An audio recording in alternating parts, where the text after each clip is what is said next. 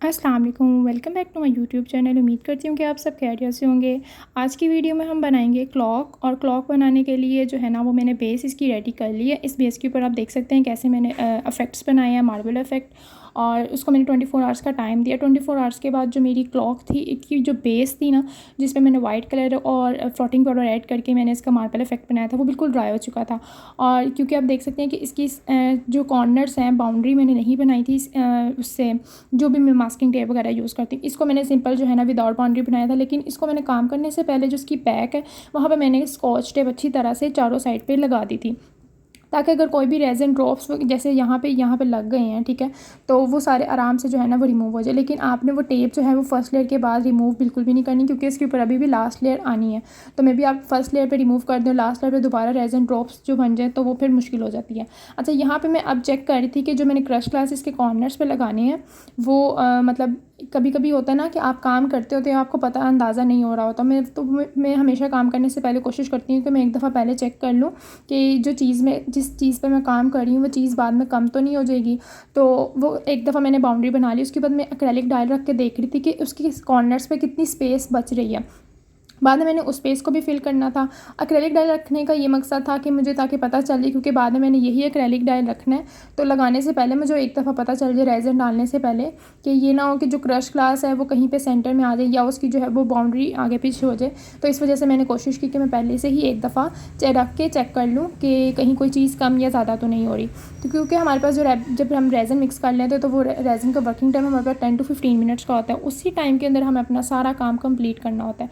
और ये जो एक्रेलिक टाइल होता है इसके ऊपर एक बहुत बड़ी सी शीट होती है। स्टार्टिंग में तो किसी को नहीं पता होता, बहुत थोड़े लोगों को पता होता है। ये शीट आपने उतारनी होती है, यहाँ तक कि अगर आप सिंपल डिजिट्स पे लें तो उसके ऊपर भी मशीन लगी होती है, उसको आपने रिमूव करना होता है, फिर आपने काम करना होता है। अब मैं एक्रेलिक डाई रख के, क्योंकि इस पूरी के ऊपर मैंने फाइनल ईयर कर देनी थी। आप ये आपकी मर्ज़ी है कि आपने पहले फाइनल ईयर करके उसके ऊपर उसके हाफ ड्राई होने के बाद एक्रेलिक डाई रखना है, या फिर आपने एक्रेलिक डाई रख के उसके ऊपर लेयर करनी है। तो मैंने ये जो क्लॉक मैंने डिसाइड की थी वो मैंने एक्रेलिक डाई रखना था और उसके ऊपर मैंने फाइनल ईयर करनी थी। इस तरह से मैंने जो इसके कॉर्नर्स वाले हमारे क्रश ग्लास थे वो मैंने रख दिए। और क्रश ग्लास के लिए मैंने यूज़ किए थे गोल्डन और वाइट दोनों का मिक्सचर। मतलब गोल्डन क्रश ग्लास थोड़े से लिए थे मैंने 100 ग्राम, और 150 ग्राम टू 200 ग्राम मैंने लिया था बिल्कुल सिंपल जो हमारे पास ट्रांसपेरेंट क्रश ग्लास होता है। और साइज़ मैंने थोड़ा छोटा लिया था और उसको मैंने मिक्स कर दिया था। तो ये इस तरह से आपको ना गोल्डन और वाइट कलर का मिक्सचर नज़र आ रहा है इसमें, जो इसकी बाउंड्रीज पे मैंने लगाए, ठीक है।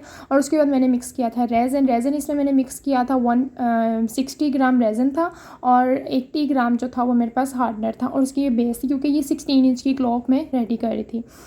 रेज़न जो है वो मैं अच्छी तरह से मैंने मिक्स किया। ये देखिए ट्रांसपेरेंट बिल्कुल लो हो गई। तब मैंने इसको जो है ना वो मैंने पोर करना स्टार्ट किया। और पोर जो है वो मैंने बिल्कुल उसकी बाउंड्री पे किया, और मैंने बिल्कुल एंड पे भी नहीं किया और ना मैंने बिल्कुल ना सेंटर में किया। मैंने बिल्कुल क्रश ग्लास की जो बाउंड्री बनाई थी उसके सेंटर में करके तो मैंने जो रेज़न है वो मैंने पोर कर दिया। बिल्कुल एंड पे इसलिए नहीं करते क्योंकि वो फ़ौरन से गिरना शुरू हो जाता है, तो इसलिए मैंने यही प्रेफर किया कि मैं बिल्कुल क्रश ग्लास की जो सेंटर है ना, जो उसकी बाउंड्री का सेंटर है, वहाँ से मैं डालना स्टार्ट करूँ। और ताकि अगर एंड पे थोड़ा बहुत उसकी एंड पे जो बाउंड्री है उस पर अगर रेज़न रह भी गया तो वो मैं बाद में लगा लूँगी। शुरू में ये है कि क्योंकि रेज़न रनी होता है तो वो फ़ौरन से गिरना शुरू कर देता है, तो मैं हमेशा कोशिश करती हूँ कि जहाँ से इस तरह के गिरने के चांसेस हों तो वहाँ मैं थोड़ा सा बाद में ही प्रेफर करती हूँ कि मैं चीज़ को ऐड करूँ। तो इस तरह से मैं बिल्कुल ही पहले इसकी बाउंड्री को मैं इसको जो रेज़न है वो मैंने पोर कर दिया था। तो अब हम डालेंगे इसके सेंटर में रेज़न, ठीक है। लेकिन आपने बहुत ख्याल से डालना है और आराम आराम से डालना है जैसे मैं कर रही हूँ, क्योंकि अगर आपका कहीं से भी रेज़न थोड़ा बहुत रह गया तो वो क्रश ग्लास वहाँ पे अच्छी तरह से बेस के साथ स्टिक नहीं होंगे। तो वो ये है कि जब आप क्लॉक बना के तैयार हो जाएंगे तो आपको पता चलेगा कि वहाँ पे तो क्रश ग्लास जो है वो स्टिक ही नहीं हुए, तो वो बाद में जो है ना वो फिर अच्छा नहीं लगता, दुख भी होता है इतनी मेहनत करने के बाद। अब जो है वो मैं सेंटर में रेज़न डाल रही थी, ठीक है। रेज़न आपने बिल्कुल आराम से डालना, और सेंटर जो होल है ना, होल के करीब आपने कोशिश करनी है कि अभी स्टार्ट में नहीं डालना, आपने बिल्कुल उसकी बाउंड्री पे डालना है, ठीक है। होल में इसलिए स्टार्ट में नहीं डालना है क्योंकि मैंने आपको जैसे पहले बताया कि रेज़न जो है वो स्टार्ट पे थोड़ा रनी होता है, तो वो फ़ौरन से जो है ना सेंटर से मेरा गिरना शुरू हो जाता। इसलिए मैंने कोशिश की कि मैं पहले जो है ना उसकी बाउंड्रीज़ पर डालूँ और सेंटर में मैं थोड़ी सी स्पेस छोड़ूँ, ताकि जब रेज़न जो है वो मेरा थोड़ा हार्ड होना स्टार्ट हो तब मैं उसकी सेंटर में डालूँ, ठीक है, होल वाली जगह पर। और हॉल वाली जगह पे अगर आप बिल्कुल आपको ज़्यादा डर है कि आपका गिर सकता है तो आप कोई भी स्ट्रॉ रख सकते हैं या फिर कोई प्लास्टिक की चीज़, लेकिन वो आपने एंड तक रखना बिल्कुल भी नहीं है, क्योंकि अगर आपकी क्लॉक उसी के साथ ड्राई हो गया वो आप तब रिमूव करेंगे तो उसकी लास्ट लेयर पे इफेक्ट आ सकता है। तो अगर आपने वो स्ट्रो या कुछ भी पेंसिल भी कुछ लोग रखते हैं, अगर आपने वो भी रखनी है तो आपने उसको जब क्लॉक आपकी ड्राई होना शुरू हो जाए तो आपने उसकी ना तकरीबन 35 to 40 मिनट्स के बाद आपने उसको रिमूव कर देना है। जब आपको लगना पता चल जाए कि जो रेज़न है वो आपका थोड़ा हार्ड हो गया और अब वो नहीं गिरेगा, ठीक है। अभी मैंने तकरीबन 10 to 20 मिनट्स के बाद ना जहाँ जहाँ मुझे लग रहा था कि रेज़न जो है वो कम पड़ गया तो मैंने वहाँ पर डाल दिया। अच्छा, ये काम मैं कर रही थी सर्दियों में, तो आपको यहाँ पर थोड़ा हीटर भी नज़र आएगा और जिसमें मैं रेज़न को गर्म कर रही थी बार बार, क्योंकि सर्दियों में रेज़न के साथ काम करना थोड़ा सा मुश्किल होता है और थोड़ा सा टफ़ जॉब हो जाती है बहुत ज़्यादा है। तो वो फिर मैं साथ साथ जो है ना वो मैंने रखा हुआ था ताकि मैं साथ साथ रेज़न को गर्म करती जाऊँ कप में मिक्स करने से, और फिर मैं उसको डालती जा रही थी साथ साथ मिक्सचर। और हीटर इसलिए रखा हुआ था क्योंकि अगर आप हीटर ना रखें तो वो सर्दियाँ होती हैं बहुत ज़्यादा, सर्दी में अगर आप हीटर के साथ काम ना करें ना तो आपकी रेज़न के ऊपर एक अजीब सी लेयर बनना शुरू हो जाती है और मे बी आपका रेज़न जल्दी ड्राई भी नहीं होता क्योंकि वो टेम्परेचर का काफ़ी इफेक्ट आ जाता है। तो सर्दियों में थोड़ा सा काम करते हुए ना आपको बहुत ख्याल की ज़रूरत होती है। इस तरह से अब दोबारा जो है ना मैंने आपको बताया कि मैंने बिल्कुल एंड पे जगह छोड़ी थी, मैंने स्टार्ट में नहीं डाला था, तो अब जहाँ पे रह गया था वहाँ पे मैं साथ साथ डाल रही थी, ठीक है। आप अगर चैनल पे नए हैं तो प्लीज़ चैनल को सब्सक्राइब कर दें, लाइक कर दें, और अगर आपको कोई भी क्वेश्चन हो तो प्लीज़ आप कमेंट कर दें। इंशाल्लाह मेरी कोशिश होगी कि मैं अच्छी अच्छी वीडियोज़ आप लोगों के लिए बनाऊँ और डालूँ। अगर आप अच्छे अच्छे कमेंट्स और सब्सक्राइब करेंगे तो मुझे भी मोटिवेशन मिलेगी और मैं आपके लिए एक नए नए आइडियाज़ के साथ अच्छी अच्छी वीडियोज़ बनाऊँगी, ठीक है। अब इस तरह से मैंने जो है इसकी लेयर कर दी थी सारी, और रेज़न के बबल्स अब पॉप करने थे तो वो उसके लिए मैं फ्लेम टॉर्च का यूज़ कर रही हूँ। अब इसके फ्लेम टॉर्च का जो अल्टरनेटिव होता है वो आप वो भी यूज़ कर सकते हैं, बबल बस्टर स्प्रे, ठीक है। लेकिन ये कि फ्लेम टॉर्च जो है वो ज़्यादा रेज़न आर्टिस्ट प्रेफर करते हैं। बबल बस्टर जो है ना वो ऑलमोस्ट तब यूज़ होता है जब आपने बिल्कुल अपनी चीज़ को सेट कर दी और आप चाहें कि वो जो आपकी लेयर है वो बिल्कुल भी मूव ना करे, तो उसके लिए मैं भी कभी कभी बबल बस्टर भी स्प्रे यूज़ करती हूँ, कभी कभी फ्लेम टॉर्च भी यूज़ करती हूँ। अब बबल बस्टर से मैंने इसकी जो है सारे बबल्स को रिमूव कर दिया था अच्छी तरह से, ताकि जो कोई भी इसकी, क्योंकि ये मेरी फ़ाइनल लुक थी तो फ़ाइनल लुक पे मैं बिल्कुल भी बबल्स नहीं चाह रही थी। और जैसा कि मैंने आपको बताया था कि जो मैंने ये एक्रेलिक डाइल है इसको मैंने रेज़न के अंदर डालना है, तो इस तरह से मैंने जो है एक्रेलिक डाइल को रख दिया था। और वो मैंने जो निशानी हमारे पास जो मार्किंग होती है ना, मतलब निशान जो हम लगाते हैं कि 12 कहाँ पे आएगा, 6 कहाँ पे आएगा, वो मैंने पहले से लगा ली थी। तो आपने ये करना होता है क्योंकि एक्रेलिक डाइल पे जब आप काम करते हैं ना तो उस पे उसके साथ काम करना थोड़ा आसानी से हो जाता है कि बस आपने जो है ना जहाँ पे आपने ऊपर वो लगाना होता है ना अपना, जब आपने हैंग करना होता है उस निशान को देख के आपने अपना 12 सेलेक्ट करना होता है, वो तो ऑटोमेटिकली आपका 6, 3, 9 सारा ऑटोमेटिकली सिलेक्ट हो जाता है, ठीक है। तो इस तरह से मैंने भी काम किया कि मैंने जो उसका जहाँ पे मैंने इसको हैंग करना था उसके साथ मैंने उसको मैच करके 12 सेलेक्ट कर लिया। अब कुछ ये इसीलिए मैं आपको बता रही थी शुरू में कि जो कुछ क्रश ग्लास है ना मैंने एक्रेलिक डाइल को रखने से पहले इसलिए देख लिया था कि कभी कभी वो मूव करके आगे आ जाते हैं। तो अगर कोई ना कोई क्रश ग्लास जो है वो पहले मूव करके आ गया था तो उसको मैं साथ साथ जो है ना बैक करती, साइड पे करती थी, ठीक है। और इस तरह से मैंने एक्रेलिक डाइल को सही तरह से रखा ताकि कुछ बबल्स वगैरह भी आ जाती हैं। आप यहाँ पे देख भी रहे होंगे कि यहाँ पे कुछ बबल्स नज़र आ रहे हैं, तो उस बबल को भी साथ साथ पॉप करना होता है क्योंकि एक्रेलिक डाइल जब हम रखते हैं तो कुछ जो है ना बबल्स बन जाते हैं और वो कुछ काफ़ी बड़े बड़े बबल्स बन जाते हैं। तो उस बबल को मैं साथ साथ एक्रेलिक डाइल को प्रेस कर रही थी ताकि कोई भी स्पेस ना रह जाए और बबल्स ना रह जाए। और इस एक्रेलिक डाइल को लगाने के बाद फिर से मैंने एक फाइनल लेयर की क्योंकि मैं चाह रही थी कि एक्रेलिक डाइल भी अच्छी तरह से रेज़न के अंदर ही प्रिजर्व हो जाए।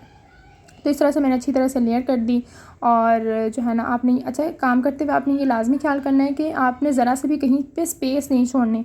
अगर वो कहीं स्पेस रह जाए तो आपको स्पेस को फिल करने के लिए दोबारा से एक लेयर करनी पड़ती है और आपको एक दोबारा से 1 दिन का टाइम जो है ना वो रिक्वायर होता है इसको प्रोसेस को कंप्लीट करने के लिए। तो हमेशा जब भी आपने रेज़न का काम करना है तो आपने मेक श्योर करना है कि कहीं भी थोड़ी सी भी स्पेस बिल्कुल भी ना रह जाए। अच्छा, तो इस तरह से बस मैंने जल्दी जल्दी से जो है ना मैंने इसकी सारी क्योंकि एक्रेलिक डाइल में कहीं भी स्पेस नहीं चाह रही थी तो इस तरह से मैंने ये देखें आप इसकी फ़ाइनल लुक। अभी ये बिल्कुल ड्राई नहीं हुआ, इसको मैं ड्राई करने के लिए रखूँगी, 24 आवर्स का टाइम दूँगी और फिर ये बिल्कुल ड्राई हो जाएगा। और लेकिन आपने ये देखें कि इसकी वो शाइनिंग आ रही है, कहीं भी स्पेस भी नहीं है और क्रश ग्लास भी बिल्कुल मैंने उसकी बाउंड्री के साथ बनाया है। जहाँ पर मेरी जो है एक्रेलिक डाइल की बाउंड्री ख़त्म हो रही है वहीं पर मैंने क्रश ग्लास लगाए हैं और कहीं पर भी स्पेस नहीं छोड़ी और वो मार्बल इफेक्ट भी आपको नज़र आ रहा होगा अंदर। तो इस तरह से अब मैंने काम करके 24 आवर्स के बाद जो है वो मेरा अच्छी तरह से ड्राई हो गया था। जब ड्राई हो गया था तो तब मैं इसकी ये टेप रिमूव कर रही थी और आप ये देखें कि जब मैं इसकी टेप रिमूव कर रही तो जितने भी इसकी साइड पे रेज़न ड्रॉप्स थे वो साथ साथ उतर रहे थे, तो वो मेरा MDF जो है वो पीछे से ख़राब नहीं हुआ था और ये देखें बिल्कुल आराम से उतर रहा था। तो बस इसको अब आपने आराम आराम से उतार देना, लेकिन ये आपने कोशिश करनी बिल्कुल, मैंने ना ये बिल्कुल जब मेरी क्लॉक रेडी हो गई थी, लास्ट लेयर हो गई थी, तब मैंने उसको उतारी थी टेप को, ठीक है। और मैंने उसके बाद ना इसके ऊपर वो रैप कर दिया था ताकि कोई भी डस्ट पार्टिकल वगैरह जो है ना वो मेरी क्लॉक को ख़राब ना करे, क्योंकि मैं चाहती थी कि ये जो रैप है ये मेरे कस्टमर ही जो हैं वो ओपन करें। तो अच्छा, मेरे इसके बाद जो है ना वो इंपॉर्टेंट चीज़ रह गई थी हमारी क्लॉक मशीन और नीडल्स, ठीक है। अब क्लॉक मशीन लगाने से पहले जो ये इसके ऊपर स्क्रूज़ लगे होते हैं ना, आपने ये पहले उतारने होते हैं, ठीक है। और क्लॉक मशीन आपने कोशिश करनी है कि जो इसकी मैं आपको कैसे बताऊँ, ये जो आपको स्क्रू नज़र आ रहा है, ठीक है, ये ज़्यादा की होनी चाहिए, ऑलमोस्ट 22 to 24 की होती है। तो आपने भी कोशिश करनी है कि उतनी की ही लें। उससे ये है कि जब आप इस क्लॉक मशीन को आराम से लगाएंगे, और ये अच्छा मैं आपको इंपॉर्टेंट बात ये भी बता दूँ कि जब आप रेज़न डालते हैं ना, तो ये आपके सेंटर में कभी कभी रेज़न रह जाता है, तो उस रेज़न को आपने नाइफ़ की हेल्प से जो है ना वो उतार लेना है। और अगर आराम से नहीं उतारा तो नाइफ़ को आपने गर्म करके फिर उतार लेना, ठीक है। और उसके बाद जो है ना वो मेरी इस तरह से क्लॉक मशीन लग गई थी। मैं आपको दिखाती हूँ, अच्छी तरह से आपने प्रेस करना है बैक से, ठीक है। और ये देखें, और ये अगर ये ज़्यादा की होगी ना तो ये आपको इसका नज़र आएगी स्क्रू, और मतलब ये मशीन नज़र आएगी। अगर बिल्कुल आप छोटी मशीन ले लेंगी ना, स्मॉल की 16 12 14 तो इससे ये है कि आपकी ये स्क्रू आराम से नहीं लगेंगे। और कभी कभी तो ये होता है कि मशीन सही तरह से लगती भी नहीं है। तो ये देखें, ये क्योंकि हमारे स्क्रू भी अभी लगने होते हैं, तो मैंने ये 24 की मशीन यूज़ की थी। मैंने कहा मैं आपको बता दूं। और इसको टाइट करने के लिए मैंने इसको प्लास की हेल्प से मैंने इसको अच्छी तरह से टाइट कर दिया था, क्योंकि मशीन की हेल्प ऊपर ही नीडल्स लगी होती हैं, तो मैं कहीं से भी थोड़ा सा भी रिस्क नहीं लेना चाहती। तो साथ साथ मैं वीडियो शूट कर रही थी आप लोगों के लिए, और साथ साथ जो है वो मैं इसको प्लास की हेल्प से कर रही थी। थोड़ा सा ट्रिकी काम था, मेहनत लग रही थी, लेकिन मैं कर रही थी।